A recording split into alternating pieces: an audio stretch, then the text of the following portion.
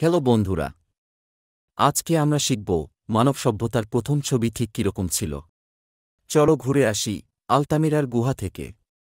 এই ছবিগুলো প্রাগৈতিহাসিক যুগে আঁকা। মূলত শিকারের ছবি ছিল। সেখান থেকেই কিছু এলিমেন্ট রয়েছে এখানে।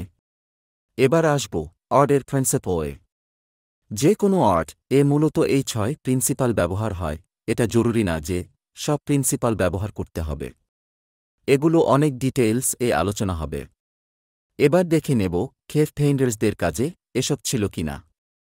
ছবি থেকে আমার অবজারভেশন বলছি।